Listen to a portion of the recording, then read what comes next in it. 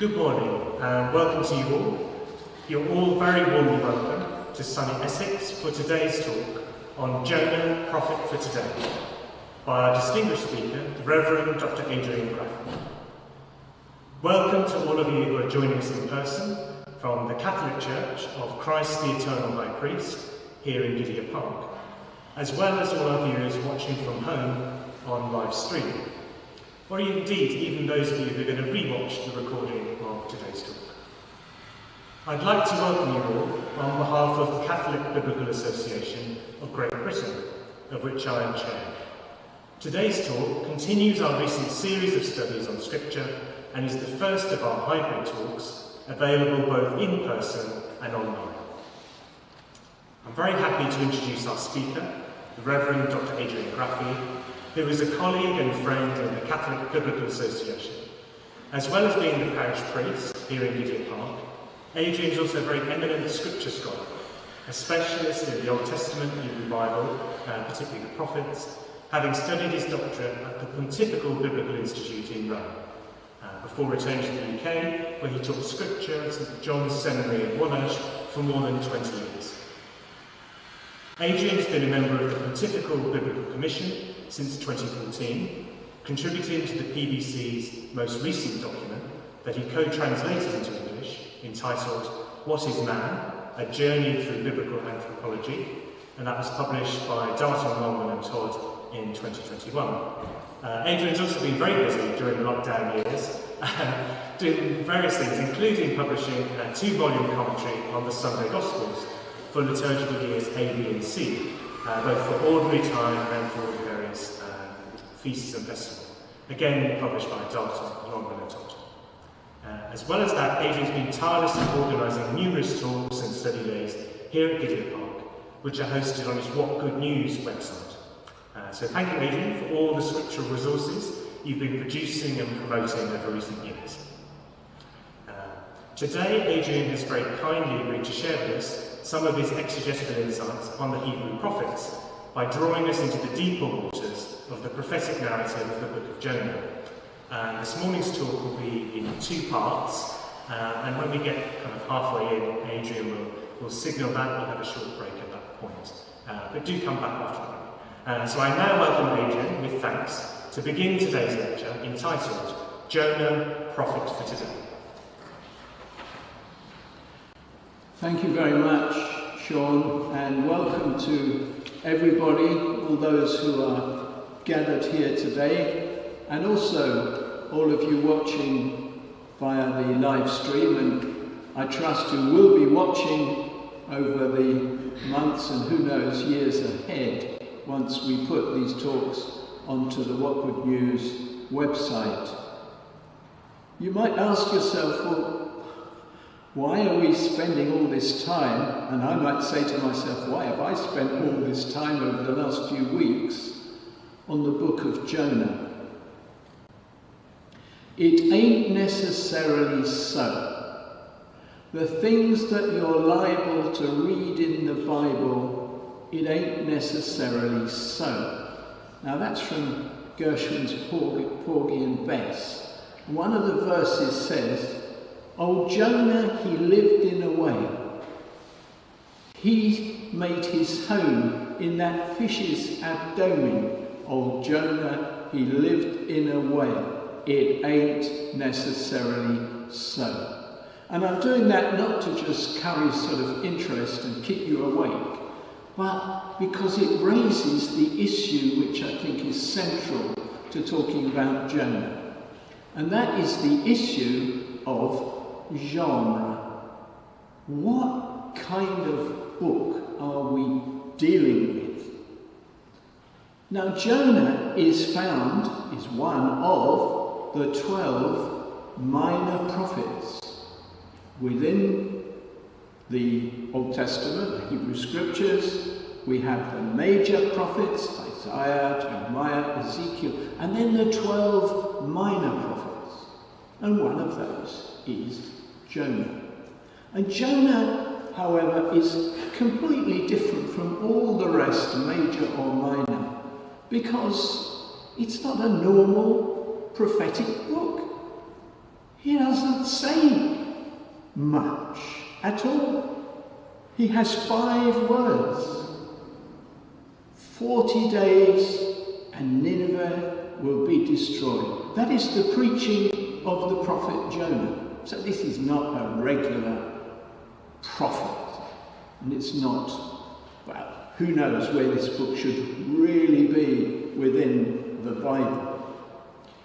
Now, the first verse says, "The word of the Lord came to Jonah, the son of Amittai, saying," Jonah the son of Amittai.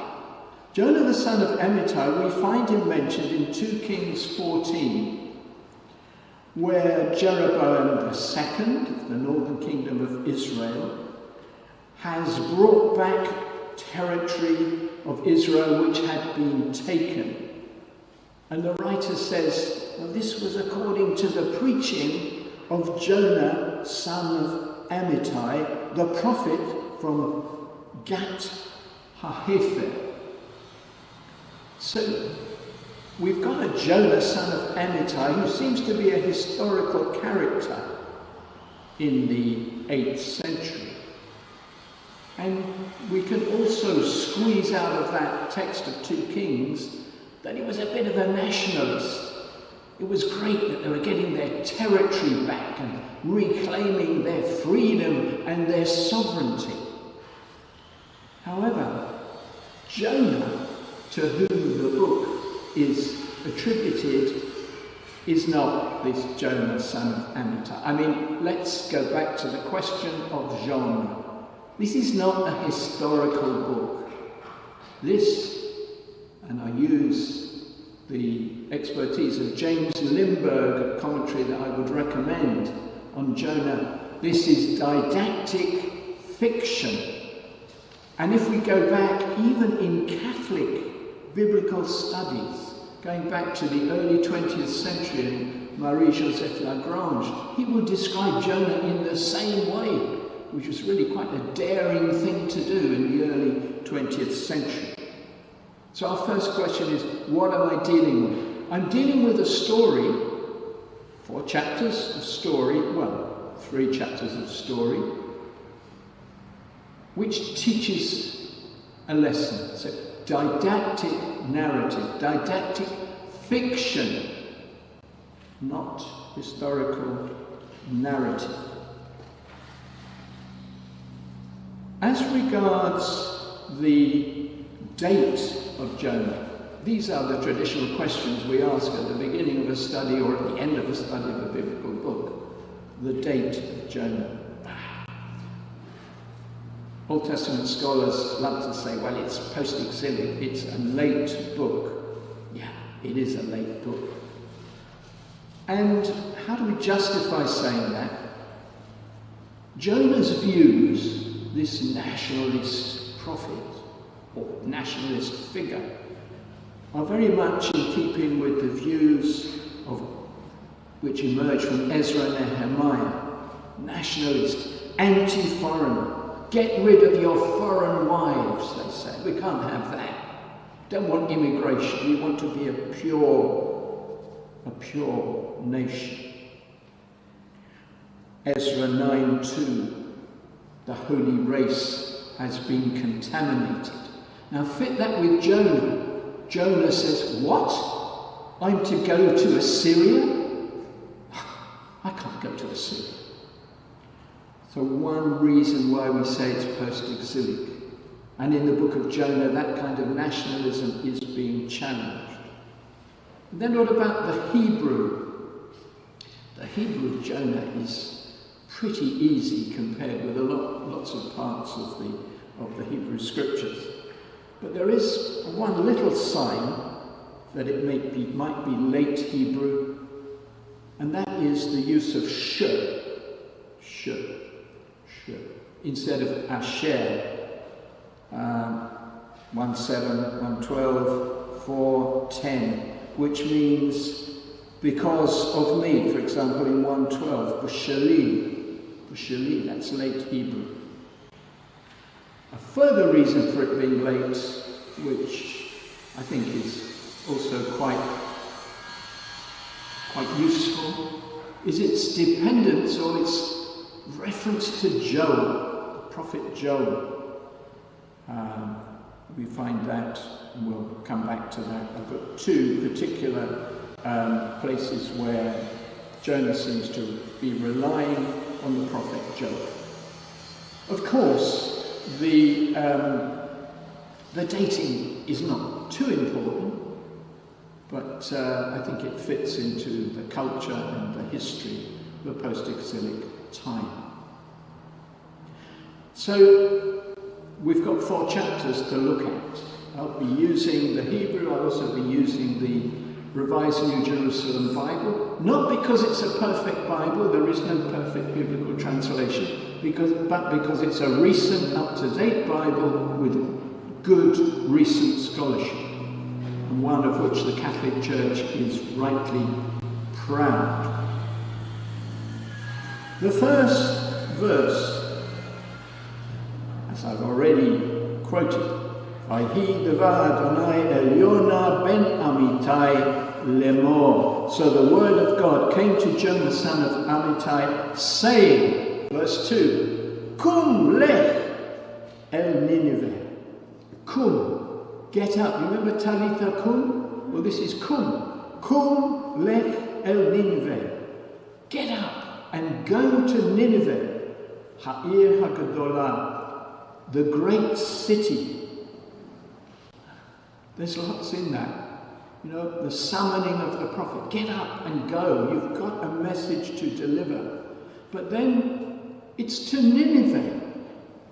That's not going to go down very well. Nineveh is described as the great city. The Hebrew word gadol means great, and gadol's all over Jonah. You've got the great fish, for example.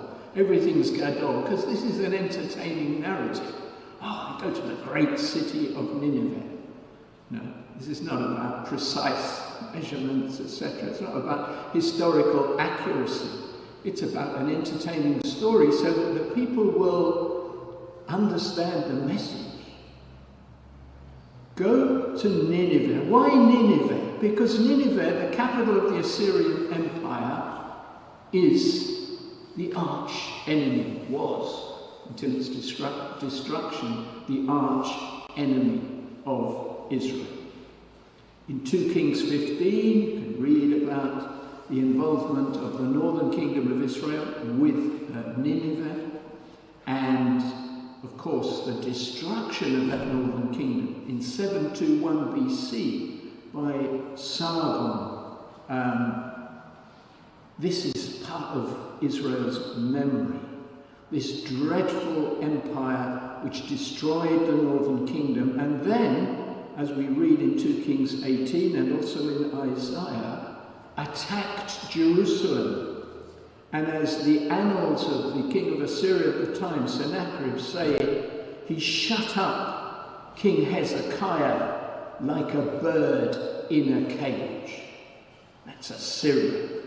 And you know, if you're an expert on English poetry, you'll know the references to Assyria there, for which we have no time and no expertise. So Sennacherib attacks Jerusalem, and Jerusalem is delivered by a miraculous plague which strikes down 185,000 Assyrians. So if you go to 2 Kings 18:19, you'll see some kind of background to the role that Assyria has played in the history. So why go to Nineveh? Nineveh doesn't exist anymore. It's been destroyed. The prophet Nahum has rejoiced over its destruction. There's a wonderful verse, chapter 2, verse 11 of the prophet Nahum. Buka, umubuka, umubulaka. Sounds like some language that we don't know, but it actually is Nahum rejoicing over the destruction of Nineveh. Desolation, desolation, devastation, or RNJB, ravaged, wrecked, ruined. Hurrah, says Nahum. Assyria has been destroyed. Okay, so that's part of the context of using Assyria as the destination for Jonah. Chapter 2, verse 9. Nineveh is like a lake whose waters are draining away. A great civilization which has come to its end. So a lot of research obviously has been done. I think if you go to the British Museum you'll find artifacts there which connect and illustrate the role of Assyria. But let's get back to Jonah. Go to Nineveh, the great city, verse 2, and cry out against her that her iniquity has come before me. These are the words of God to Jonah.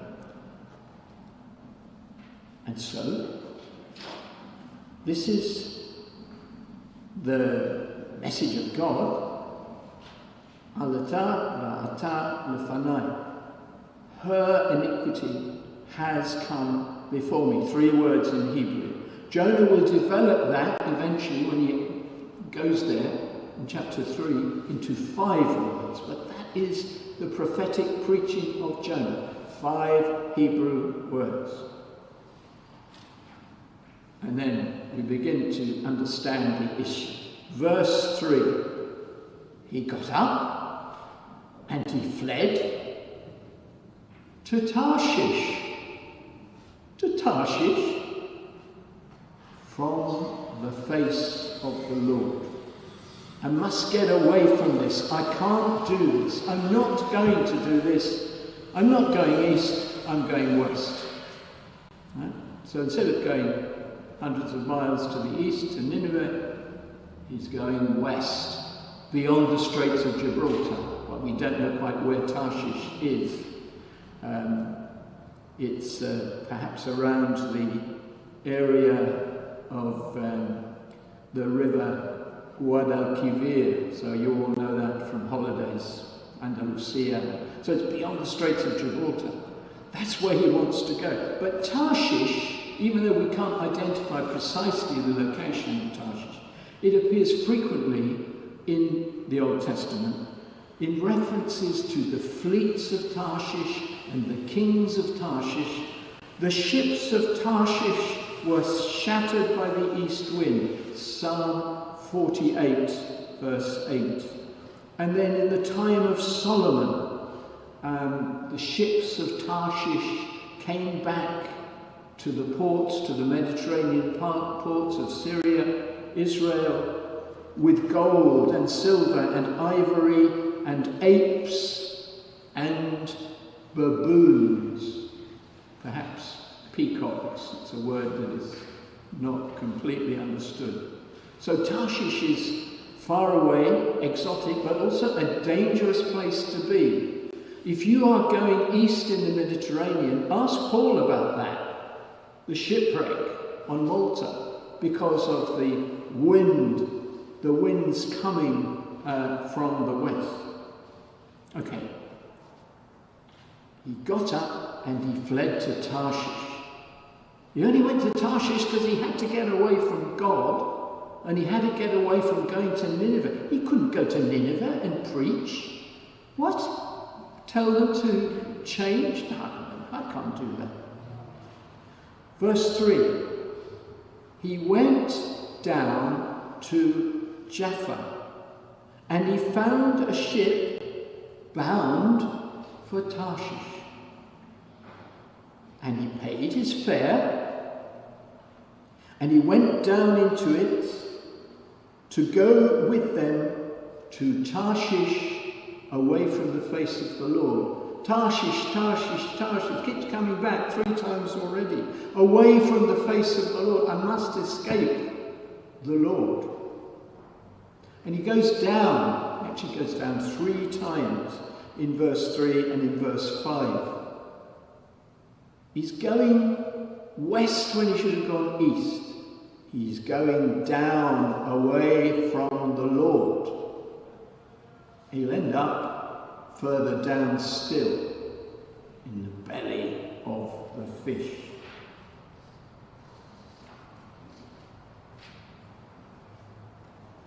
So Jonah gets on board the ship with his crew, who said, yeah, we'll take you to Tarshish, that's where we're going.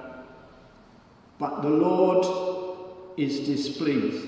So verse 4, the Lord hurled a great wind, more gadol, the great ruch, gdolah, a great wind onto the sea, and there was a great storm in the sea, and the ship was going to break up. So we're very much into the drama of it all. The ship is considering breaking up. It's a very strange expression in the Hebrew, which was about to break up. It was on the point of breaking up. But everything's great. Nineveh's great. The wind's great. The storm's great. The tragedy is great. So, verse 5, the sailors took fright. They were filled with fear, and they cried out, each one to his own God. Oh, that's interesting. Each one to his own God. If you go to Ezekiel 27, verses 8 to 9, which is Ezekiel's words against the king of Tyre, who of course has got fleets going out into the Mediterranean, there's reference to several nationalities of sailors. And it just strikes me as providential. Tomorrow in this country we're celebrating Sea Sunday, and all the different nationalities of sailors who are going around the world to bring goods to various people trading, and very often being treated very badly. But this ship taking Jonah to Tarshish has got sailors calling on their own gods, as if when they're from different places they've got different gods. They throw over the side some of their equipment. Verse 5. To lighten the ship, they threw the cargo overboard. Go to Acts 27, you'll find that when the ship is approaching Malta, they throw the food overboard to lighten the ship. It's the same issue. But Jonah went down, so it goes even further down, into the hold of the ship, and he lay down and he went fast asleep. What a character. He just got sleeping. Sleeping, being fast asleep. There's another use of this. Judges 4:21, when the Canaanite Sisera is exhausted from the battle and he's sleeping in the tent of Jael, sleeping like a baby, and she comes with the mallet and crashes it through his skull. Well, I'm not saying that to add to your entertainment, but to realise that we've got the same concept there. Fast asleep, not just sleeping, but fast asleep. I want to get out of this. I want to go as far down as I can. I want to go as far west as I can to escape from this dreadful task which God seems to be asking me to perform. But the captain's not going to let Jonah get away with this. The captain knows a thing or two. So he comes to Jonah and says, "What on earth are you doing sleeping? Get up, call on your God. Perhaps he will spare us a thought and we won't perish." Okay? So the pagan captain they're already calling on their God. Call on your God. Kum, get up, as God had said at the beginning. Kum, kara, get up and call on your God. And then we're not actually told that he got up and called on his God. He's not very keen on prayer, Jonah, though we'll see him pray later on. Then they said to one another, and all of this is ironic, isn't it? I mean, this is a prophet. For goodness sake. This is a prophet. You're meant to say, for goodness sake. You should get the sack. Verse 7. So they, the crew, said to one another, what's going on? Let's draw lots to find out who is to blame. And they cast lots, and the lot fell on Jonah. Exactly the same expression we have in Acts of the Apostles. The lot fell on Matthias. Okay, the lot fell on Jonah. And they said to him, verse 8, Tell us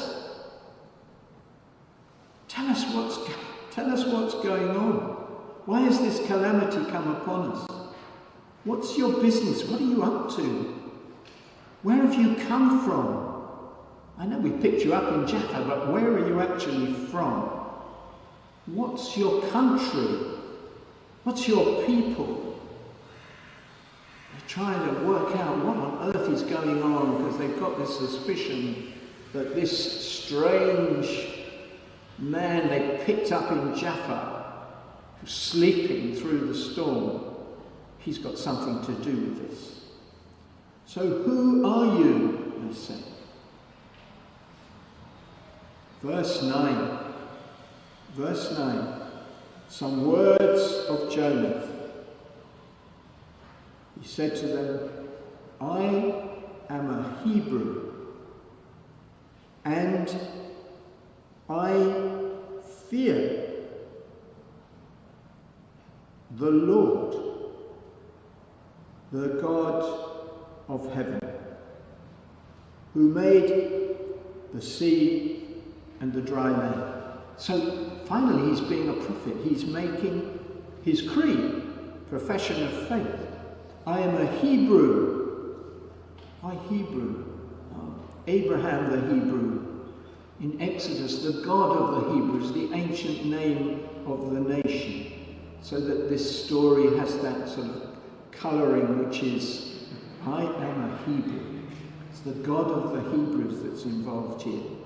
And the God who is the Creator God, even though he uses a different expression from Genesis. He refers to the God of the heavens and then the God who made the sea and the dry land. Very appropriate to this story. Maybe the sailors themselves knew of the Baal of heaven, the worship that was at that time prevalent in Syria, for example. Okay, so he's finally spoken up as a prophet. What is the reaction of the sailors to what he has said? These sailors are pretty good people. They feared with a great fear. Again, we have Gadol. They feared with a great fear. Henry Wandsworth's got, the sailors were seized with terror. I'm trying to make it a bit more literal. So they feared with a great fear. And they said to him, what have you done? What have you done? Not why ever did you do this. Ma zot asita. What have you done? We can't hear those words without thinking of the words of God to Eve.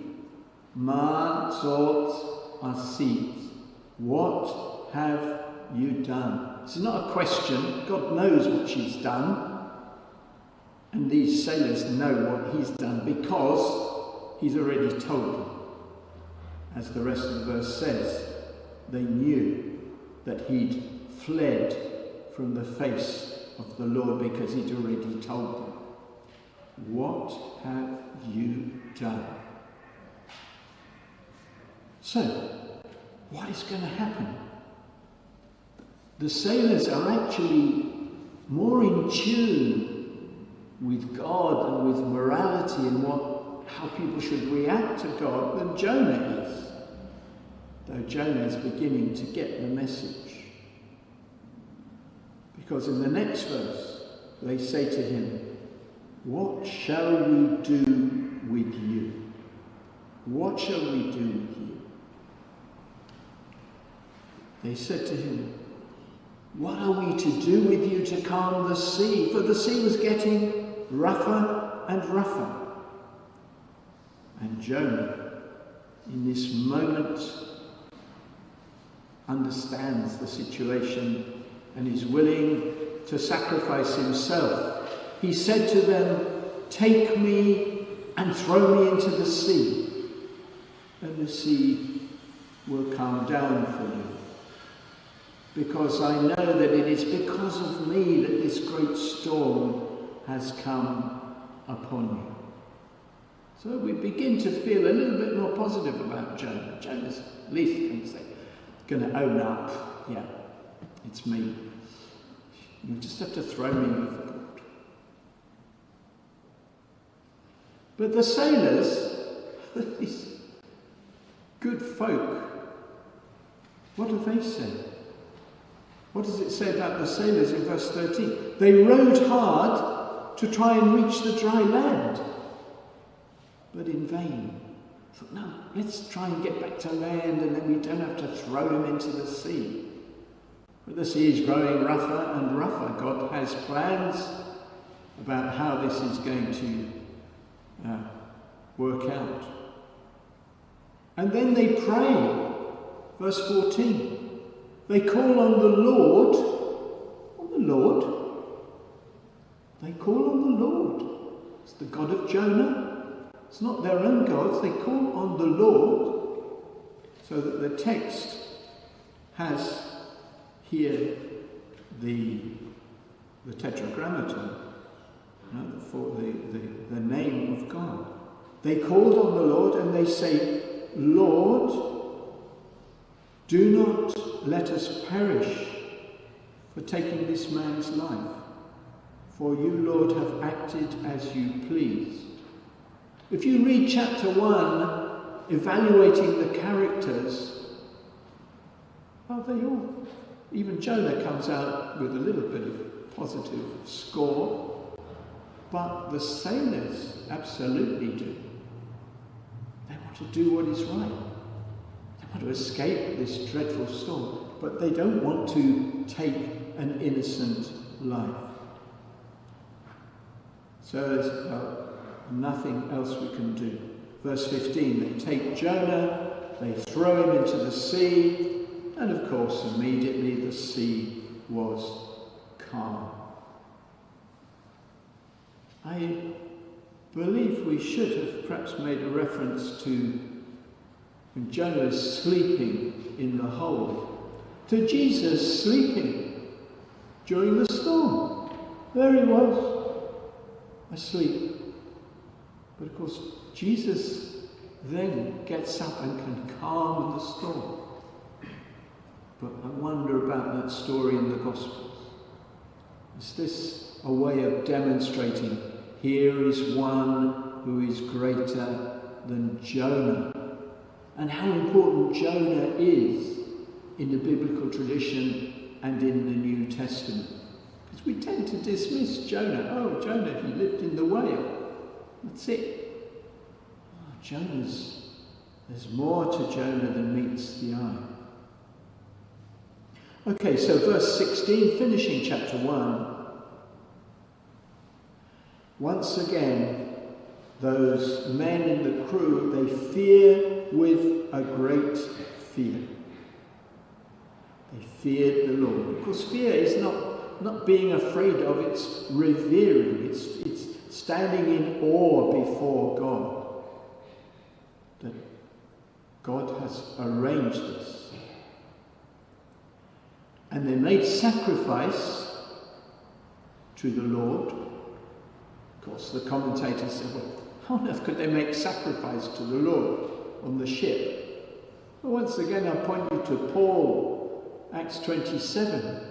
Almost have a Eucharist on board. And then they make their vows. So there is a religious response to the goodness of God and to being saved when they called on the Lord. Some of the rabbis, in commenting on this text, say, oh, they made vows. They obviously had themselves circumcised pretty soon after this, perhaps even on the ship. Good Lord, how wonderful.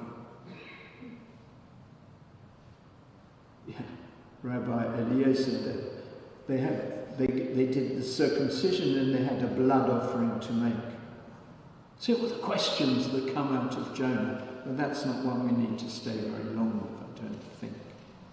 Okay, so we've got to chapter 2. There's only 4 chapters, folks. It's all right. It's not going to take too long. So chapter 2, what's happening to Jonah? We finished with the sailors. The sailors have become worshippers of the Lord. Now we think of Jonah, well, if you get beyond the whale, you think of Jonah as the conversion of the Ninevites, because that's the reading we have in Lent. Chapter 3. They responded and they were spared by God. But we never think of the sailors. The sailors actually responded and became worshippers of the Lord, of the true God. But we need to stay with Jonah. The Lord arranged, well, Henry Wandsworth's got ordained. Can you ordain a fish? He's got ordained. The word ordained, mana, is going to be found also in chapter 4. The Lord arranges things, and each time the Revised New Jerusalem Bible has the God ordained. He ordained a bush, he ordained actually it's not ordained those things, but ordained that a bush should spring up, that a worm should attack the bush, and that the east wind should come and destroy, almost destroy Jonah. So we have this fourfold use of this Hebrew word mana, which is to arrange or to organize or to ordain. So the Lord arranged for a great fish, dag gadol. Here it is again, a great fish, not a whale, unless you want to try and identify the great fish and come to the conclusion that it is a whale. Jonah, he lived in a whale. He made his home in that fish's abdomen. Poor him best. But it ain't necessarily so. So the story continues by telling us God arranged for a great fish to swallow Jonah. And Jonah was in the belly of the fish 3 days and 3 nights. Fantastic. Isn't that amazing? So then, of course, we get into the 3 days, 3 nights issue.